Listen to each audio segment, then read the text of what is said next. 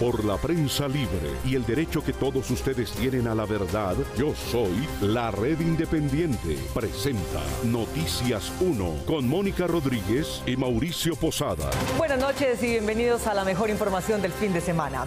Llegó marzo, el mes del concurso del carro de la Independencia, un Hyundai Accent modelo 2023. En nuestra emisión del próximo domingo 12 de marzo estarán todas las boletas participantes en una urna. Elegiremos una y llamaremos en vivo al miembro de la Red Independiente descrito en la boleta seleccionada, quien deberá responder acertadamente una pregunta sobre nuestra emisión de ese mismo día para ser el ganador. Pon alarmas, haz una cita en tu agenda con Noticias 1, porque el carro de la Independencia puede ser tuyo el 12 de marzo. Y empezamos. Los mensajes cruzados entre Nicolás Petro y su exesposa no solo revelaron movimientos irregulares de grandes cantidades de dinero, sino también presunto tráfico de influencias de él con altos miembros del gobierno. Camilo Galán. Mónica, Nicolás y su expareja Dais Vázquez mencionaban en sus mensajes citas con varios ministros, altos funcionarios del gobierno y directores de entidades públicas hablando de cupos para desarrollar proyectos. El escándalo que envuelve hoy a Nicolás Petro, hijo del presidente, por los mensajes entre él y su exesposa Dais Vázquez, que esta última le entregó a la revista Semana para ser publicados y en los que hablan de movimientos de sumas enormes de dinero en efectivo, salpica de manera indirecta a algunos ministros y funcionarios del alto gobierno que fueron mencionados en estos chats. Deja de reunirte con ministros y demás. Párale a eso. Le van a mandar una carta a tu papá. Ajá, amor. El propio hijo del presidente identificó a sus presuntos interlocutores en los ministerios y Casa de Nariño. Estoy esperando que me confirmen 2 reuniones, Prada y la ministra del Deportes y DPS. Prada me dio unos cupos, me dio 10 cupos. 3 los voy a dar para Ciénaga, 1 para ayudar a mi mamá, 1 para ti y 5 para el tema político de Barranquilla. Amor, el abogado, ya me están pidiendo eso. Es que no sé quién, no se me viene nadie a la mente. La única es Laura. Amor, al que sea, no importa, para no perder el espacio. Ya máximo me van a enviar 5. Amor, ya voy en camino al DPS. Ya llegué al DPS. Hoy, la funcionaria de la DPS, Cielo Rusinque, trinó aclarando el sentido de esa cita y rechazando la conducta del hijo de su jefe, el jefe de Estado. No tengo cercanía con Nicolás Petro ni he tenido acuerdos con él. Exijo aclare su situación y no nos involucre en su cuestionado proceder. Espero la justicia investigue y establezca responsabilidades sin enlodar un proyecto político que él, según lo revelado, claramente no representa. Y después publicó otros trinos. La reunión que se menciona en la noticia con Nicolás Petro sí ocurrió, pero no se acordó ningún tipo de nombramiento o contrato. No es nuestra forma de proceder. Eso lo puede verificar quien acompañó la reunión, @Miguel Ángel del Río. Al hablar Nicolás Petro y su exesposa Dais Vázquez de, comillas, cupos, se podría entender que se trata de cargos en entidades oficiales o el manejo de estas. Así también se deduce de un intercambio de mensajes sobre personas familiares y amigas de la pareja a las que nombrarían en esos puestos. Necesito la hoja de vida. También está una tía de Mayra, que es abogada. Tú decides, amor, entre el Ministerio del Interior y la Defensoría del Pueblo. ¿Qué los vas a poner a hacer? No sé. Bueno. En algún momento la exesposa de Nicolás Petro, en ese momento su cómplice y hoy denunciante, sospechó que algo iba a salir mal. Está pidiendo puestos y plata, me lo acaba de decir Pedro. Tiene grabaciones. Párale bolas. En otras conversaciones, la expareja que le creó el mayor problema de imagen al presidente Petro se refirió a entidades como el SENA, Monómeros de Colombia y las cámaras de comercio, seguramente para hacer negociaciones con ellas que el hijo de Petro llamaba, comillas, proyectos. Se dedican a la vida fácil. Según Dais Vázquez, la lista de funcionarios que estaba programada para realizarse incluía a Mauricio Liscano, director administrativo de la presidencia, Alejandro Gaviria, exministro de Educación, Carolina Corcho, ministra de Salud, y la ministra de Minas, Irene Vélez, a través de su papá, Hildebrando Vélez. El abogado penalista Miguel Ángel del Río era hasta hoy amigo de Nicolás Petro. Víctor Ballestas. Mónica, del Río, conocido por los polémicos procesos judiciales que asume, dijo hoy en entrevista con Noticias 1 que al principio le creyó a Nicolás Petro, pero que los mensajes y audios publicados son tan preocupantes que debe retirarse. Miguel Ángel del Río, abogado penalista conocido porque litiga en casos de alta complejidad judicial y política, como en el proceso en contra de Álvaro Uribe y el que pretende iniciar para que se investiguen las muertes del ingeniero Jorge Enrique Pizano y su hijo Alejandro, ha sido persona cercana a Nicolás Petro. Al principio, por el interés de ambos en la política del Departamento del Atlántico. El propio Gustavo Petro se comunica conmigo y me hace la invitación, que fue sugerencia de Nicolás Petro. Pese a estar muy bien conectado, Del Río confesó su sorpresa cuando conoció el comunicado del presidente Petro, en que solicitó a la Fiscalía investigar a su hijo Nicolás y a su hermano Juan Fernando Petro. Al principio, no creyó que estaba ante hechos tan graves. Me parecía hasta ese momento que lo que estaba detrás era un tema de enemistades políticas, un tema de unos odios personales, y pues en ese momento le ofrecí mi apoyo con base precisamente en la amistad. Pero este fin de semana las cosas cambiaron con la revelación de los mensajes entre la exesposa de Nicolás Petro y de cuyo contenido se deduce que el hijo del presidente movía grandes cantidades de dinero en efectivo sin procedencia ni destino conocidos. Sobre todo por la posibilidad de que los dineros recibidos por Nicolás Petro sean ilícitos, puesto que su exesposa declaró que provenían de donaciones de los ex convictos Santa López Sierra y Alfonso el Turco Isaca. Me molestó mucho la situación. Le comuniqué entonces que me apartaría. Del Río contemplaba la posibilidad de representar al hijo del jefe de Estado ante la eventualidad de apertura de un proceso penal, pero decidió no asumir esa tarea. Más allá de la amistad, creo que era imposible el acompañamiento y el apoyo, y que me parecía absolutamente perentorio crear una distancia con él en público y en privado. Y eso fue lo que hice. Para mí fue muy doloroso desde lo personal. El abogado Del Río aclaró que la mención de su nombre en un trino de la directora de Prosperidad Social, Cielo Rusinque, en que esta afirma que Del Río fue testigo de una reunión entre ella y el hijo del presidente, el abogado aceptó que él propició la reunión, pero no para pedir cuotas ni puestos, sino para solicitarle a la funcionaria inversiones en el Caribe. Y de eso se trató la reunión. Ahí no se han hablado ni de cuotas, porque entre otras cosas, Nicolás no se conocía con Cielo. Quien se conocía con Cielo era yo. Del Río le dijo a este noticiero que hubo otras dos reuniones de él con Nicolás, una con la ministra de Agricultura, Cecilia López, y otra con la ministra de Salud, Carolina Corcho, y sus respectivos equipos de trabajo. Mientras yo acompañé a Nicolás en esos ejercicios, no hubo ni solicitudes por parte de él, ni tampoco manifestaciones por parte de miembros del gobierno. Casualmente, Nicolás Petro dijo en su comunicado de hoy que sus amigos, a quienes les tendió la mano, le dieron muy rápido la espalda. Por eso Del Río quiso enviarle un mensaje. Mi invitación es a que asuma con una ética profunda las consecuencias que sean necesarias, entre otras, repito, apartarse de su proyecto personal y político, y por otra parte, pues que enfrente las investigaciones de la Fiscalía y que sean ya las autoridades, Víctor, las que tomen una determinación con relación a si tiene o no tiene alguna responsabilidad penal.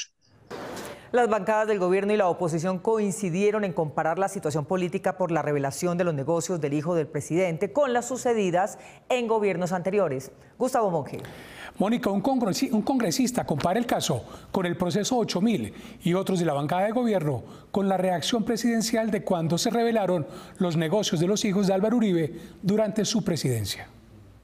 Duros señalamientos o respaldo absoluto ha recibido el presidente Gustavo Petro por la polémica en la que está inmerso su hijo Nicolás. Ha respondido de una manera valiente, de una manera transparente, pidiéndole al fiscal que investigue y que, si es del caso, hay hechos notables, posibles de corrupción, pues se llega hasta las últimas consecuencias. Esas platas del narcotráfico tuvieron la capacidad o financiaron las estructuras políticas de Gustavo Petro en la costa caribe, lo tendrá también que explicar el presidente de la República. Congresistas afirman que este grave escándalo tiene pisos parecidos a los que vivió Colombia en los años 90. Mamola, como decía Jorge Eliezer Gaitán. Son acusaciones de una extrema gravedad que menoscaban la credibilidad democrática del gobierno actual y, si ellos fueran cierto, constituirían una crisis igual o peor a la del proceso 8000. Al presidente se le reconoce que a lo largo de su carrera política ha sido transparente, pero se lamenta que justo el peor escándalo que afronta provenga desde el interior de su proyecto político y su familia. Hay una diferencia entre el talante del presidente Gustavo Petro con otros presidentes. Cuando otros presidentes han tenido familiares, parientes involucrados en estos escándalos, han obviado el tema, lo han sacado de la discusión pública. Uno de los golpes más duros que ha recibido el presidente Gustavo Petro no se lo produjo la oposición, sino su propio hijo. Y es ante las denuncias de la exesposa de Nicolás Petro se ha generado una tormenta política que va a tener unas repercusiones gravísimas. De todas maneras, se advierte una verdadera tormenta política con esta crisis que hasta ahora inicia. Como si ya no fuera poco el cúmulo de problemas que cayó sobre el presidente Petro, la rama judicial en sus altas cortes también le puso freno a sus poderes. Marta Olaya. Mónica, el Consejo de Estado suspendió temporalmente los efectos del decreto que le permitía al presidente decidir por sí mismo y por encima de la CREC las tarifas de los servicios públicos. Pese a que el Consejo de Estado suspendió temporalmente los efectos del decreto que por 3 meses le permitía al presidente Petro asumir la regulación de las tarifas de servicios públicos, argumentando que estas facultades no pueden ser asumidas por el mandatario sin que antes se tramite una ley, esa medida cautelar no significa que ya haya una sentencia anticipada. En todo caso, el Consejo de Estado debe definir si el decreto presidencial se declara nulo cuando falle sobre la demanda que interpusieron 2 ciudadanos en contra de la facultad que le permitía al mandatario desplazar a la Comisión de Regulación de Energía y Gas CREG durante un tiempo. La crisis energética. Sin embargo, parece haber contradicciones entre las altas cortes sobre este mismo tema, pues la Corte Constitucional ya había sentado posición a través de la sentencia C-272 del 98 cuando declaró ajustado a la Carta Política el artículo 68 de la Ley 142 del 94. El presidente de la República señalará las políticas generales de administración y control de eficiencia de los servicios públicos domiciliarios por medio de las comisiones de regulación de los servicios públicos si decide delegarlas en los términos de la ley. Tendrá que el Consejo de Estado entrar a examinar la situación, pero sin desconocer la sentencia. Ahora, si llega a tomar un rumbo diferente y la desconoce, pues eso va a generar inseguridad jurídica.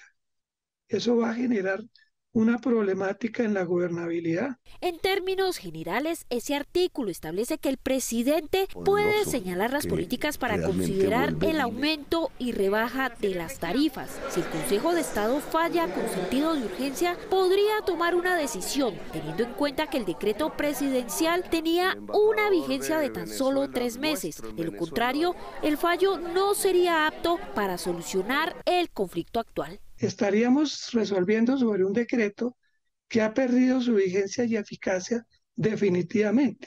Y por lo mismo, salvo mejor criterio, el Consejo de Estado tendría que dictar una sentencia inhibitoria.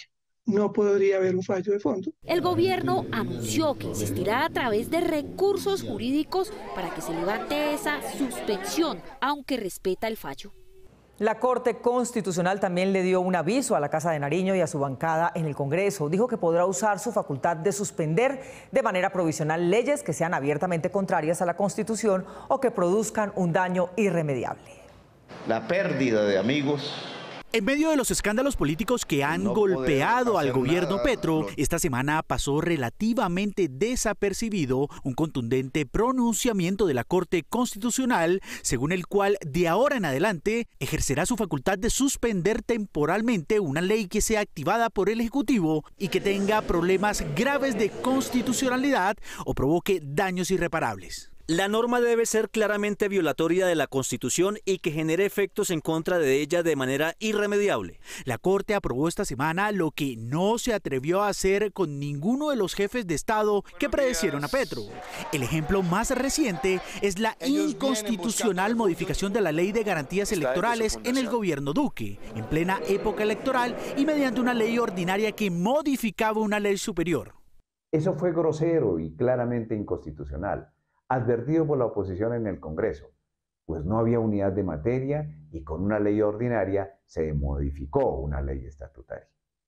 En ese momento, una suspensión provisional de la Corte hubiese sido absolutamente pertinente para evitar la vulneración de los derechos y perjuicios que causó esa norma. Una demanda de inconstitucionalidad puede tardar hasta 6 meses en ser fallada. Mientras pasa ese tiempo, la norma conserva sus efectos jurídicos, muchas veces causando daños irreversibles, como advierte la Corte hoy, pero como dejó de advertirlo ayer. Eso es lo que se quiere evitar, que una norma ostensible, abiertamente inconstitucional, siga rigiendo. Entonces se suspende mientras el proceso llega a su culminación y se dicta sentencia en uno o en otro sentido. El director de Derecho Constitucional del Externado y juez de la CIDH, Humberto Sierra Porto, le dijo a este noticiero que aunque se trata hasta ahora de un aviso, este es un mensaje trascendental en el cual se recuerda que la Corte Constitucional tiene el límite último de control sobre las decisiones del Congreso y las actuaciones del Ejecutivo. La posibilidad que surge ahora es la de la suspensión provisional de leyes, pero también existe una alternativa que se ha dado en otros países y ha sido aplicada a través del control de convencionalidad que hace la Corte Interamericana, que consiste en hacer un control previo de los proyectos de ley. El exmagistrado Sierra Porto señala que, en todo caso, es preocupante que la Corte pueda exceder sus facultades y terminar haciendo lo que pretende evitar. Pero lo polémico está en que de pronto el médico puede verse contagiado de la enfermedad. El riesgo está en que la Corte Constitucional, para hacerle frente a la arbitrariedad del gobierno, termine o tenga que ejercer también actitudes arbitrarias. La arbitrariedad contra la arbitrariedad es el riesgo y la gran paradoja de este tipo de decisiones. Expertos jurídicos debatirán la semana entrante en el Congreso esta situación inédita de control sobre los controles. Esta tarde, en medio del escándalo, el presidente trinó los resultados de una encuesta del Centro Nacional de Consultoría que le otorga el 51% de aprobación a su gobierno y otra encuesta que mide la opinión sobre la oposición. Lucía del Mar Gómez. Mónica, casualmente ese 51% es la misma cifra en la que la encuesta de Invamer Gallup, contratada por un portal de ultraderecha, está midiendo la desaprobación del presidente. El presidente Gustavo Petro publicó hoy en su cuenta de Twitter: ¡Uy! Otra encuesta que no van a publicar. Seguido de un video con los resultados de una encuesta del Centro Nacional de Consultoría CNC, que muestra que el 51% de los colombianos aprueban su gestión como presidente de la República, el 39,8% la desaprueba y el 9% no sabe, no responde. Asimismo, retuiteó los resultados de la última encuesta del Centro Estratégico Latinoamericano de Geopolítica CELAC, dedicada al análisis de los fenómenos políticos, económicos y sociales de Latinoamérica. Acerca de los sentimientos hacia la oposición, el 24% de los encuestados siente esperanza y confianza, el otro 24,4% siente indiferencia y el 43,2% decepción y rechazo. Esto significa, según la encuesta, que la oposición al gobierno actual no genera confianza en los colombianos. En la misma encuesta del CELAC se pregunta acerca de cuál es el principal opositor al gobierno y la respuesta con mayor porcentaje la tuvo el uribismo con un 38,3%. En segundo lugar, el poder económico con un 24,6%. Algunos aliados del propio gobierno con un 15,7%. Los grandes medios de comunicación con un 10,5%. El gobierno de Estados Unidos con un 3,8%. Y no sabe, no responde con un 7,1%. Esta favorabilidad, que se refleja tanto en el Centro Nacional de Consultoría CNC como en el CELAC, no se vio en la encuesta de la firma Invamer Gallup, que se publicó hace 4 días, en la que se ve que en agosto de 2022 el presidente tenía una desaprobación del 20% y en febrero de este año subió 31 puntos en solo 6 meses, lo que sería un 51% de desaprobación. En entrevista con Cambio, el exdirector de la ANI, Luis Fernando Andrade, quien actualmente enfrenta un juicio por hechos relacionados con las obras en la Ruta del Sol, dijo que existe una campaña de amedrentamiento y persecución en su contra y contra los jueces de la Fiscalía, y que por eso mismo decidió defenderse desde Estados Unidos, donde se siente más seguro. El almuerzo ejecutivo más caro del país está en Cartagena, lo que indican los indicadores. El índice de costo de vida Expatistan incluye un almuerzo básico con bebida en el distrito de negocios. En Armenia lo calculó en 18.400 pesos. En Manizales en 19.500, en Barranca Bermeja 25.600, en Bogotá 32.800, en Barranquilla 41.900 y en Cartagena 43.200. Esto indica que los ejecutivos costeños son más voraces que los cachacos. Eso es lo que indican los indicadores.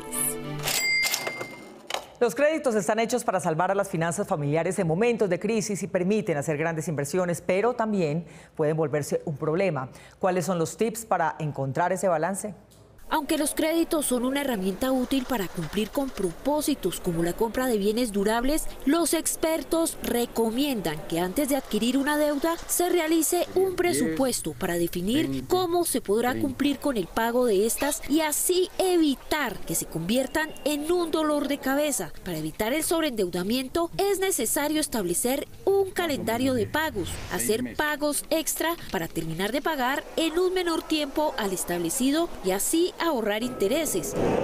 El pago de sus deudas no debe superar el 30% de su ingreso mensual, por lo que la recomendación es no gastar más de lo que gana. Y por último, analice si es necesario adquirir un nuevo crédito, si se trata de una necesidad o un deseo, y así realizar un plan financiero que determine si las metas se pueden lograr. Llegó marzo, el mes del concurso del carro de la independencia, un Hyundai Accent modelo 2023. En nuestra emisión del próximo domingo 12 de marzo estarán todas las boletas participantes en una urna. Elegiremos una y llamaremos en vivo al miembro de la red independiente descrito en la boleta seleccionada, quien deberá responder acertadamente una pregunta sobre nuestra emisión de ese mismo día para ser el ganador. Pon alarmas, haz una cita en tu agenda con Noticias 1, porque el carro de la independencia puede ser tuyo el 12 de marzo.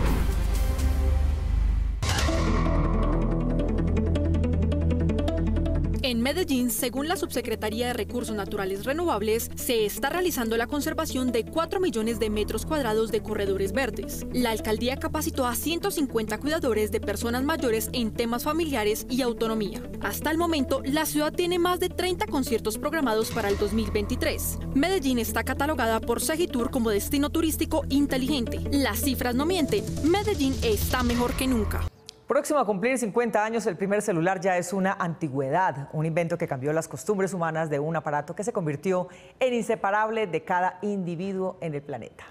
El 3 de abril de 1973, Martin Cooper, entonces gerente de Motorola, convocó a la prensa en un parqueadero del centro de Nueva York para que grabaran la llamada que le haría el gerente de IBM. Su competencia, la primera desde un teléfono no conectado a la pared. Ahí fue donde empezó el furor de la telefonía móvil, donde las compañías que estaban pues metidas en el cuento empezaban a invertir para desarrollar y la tecnología fue evolucionando. No obstante, faltaban 2 décadas para que se convocaran los contratos de telefonía celular, pues el Radio Shack CT301, el primer modelo, aún no tenía el tamaño, el peso ni la duración de baterías que hicieran posible su uso masivo. Una antena que mide aproximadamente 28 centímetros, ¿cierto? Tenemos el cuerpo del teléfono donde están los integrados, donde está el auricular, donde está el teclado y donde está lo que es el micrófono, ¿cierto? Atrás tenemos lo que es la parte de la batería. Los primeros modelos, a diferencia de los actuales, estaban fabricados para durar más tiempo en las manos de cada usuario. Hoy en día debemos tener algunas precauciones con los nuevos celulares. Protegerlos con su vidrio templado, no dejarlos cargando toda la noche y no mojarlos, porque los teléfonos que dicen que son resistentes al agua no lo son.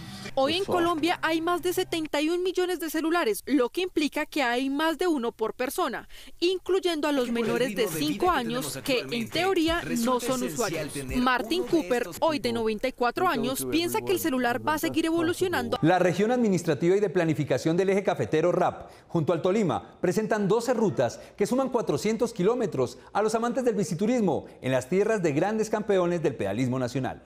En el país de los escarabajos, recorrer sus rutas es una nueva oferta al mundo. Esta región que obviamente promueve un deporte muy ecológico, un deporte que es insignia de nuestro país, ¿no es cierto?, por los representantes que tenemos a nivel internacional y que además cuenta con atractivos como los termales, como la subida más larga que encontramos acá en América, el Alto de Letras, donde inclusive tengo el mejor tiempo pues todavía.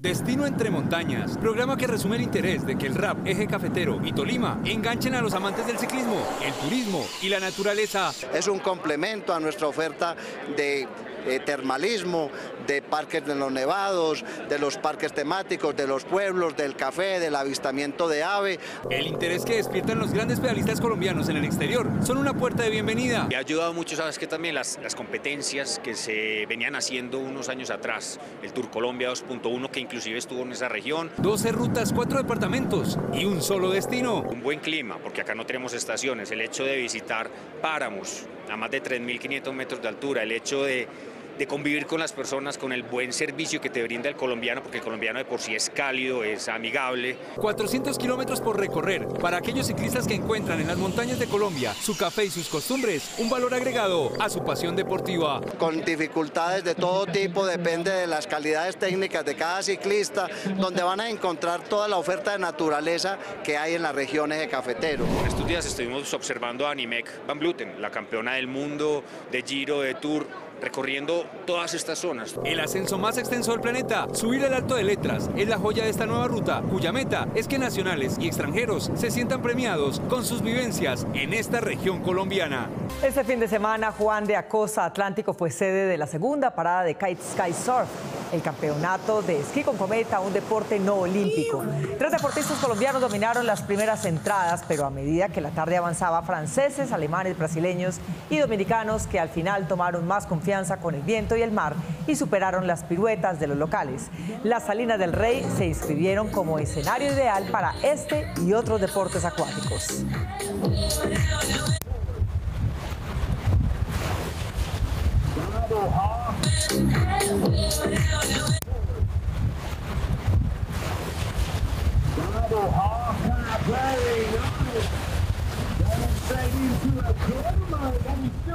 Síganos en nuestras redes sociales YouTube, Facebook, Instagram, Twitter y Kwai. Nos vemos en las redes sociales y el próximo sábado a las 8 de la noche aquí en Cable Noticias con las mejores noticias del fin de semana.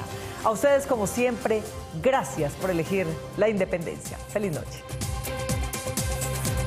Llegó marzo, el mes del concurso del carro de la independencia, un Hyundai Accent modelo 2023. En nuestra emisión del próximo domingo 12 de marzo estarán todas las boletas participantes en una urna. Elegiremos una y llamaremos en vivo al miembro de la red independiente descrito en la boleta seleccionada, quien deberá responder acertadamente una pregunta sobre nuestra emisión de ese mismo día para ser el ganador. Pon alarmas, haz una cita en tu agenda con Noticias 1, porque el carro de la independencia puede ser tuyo el 12 de marzo.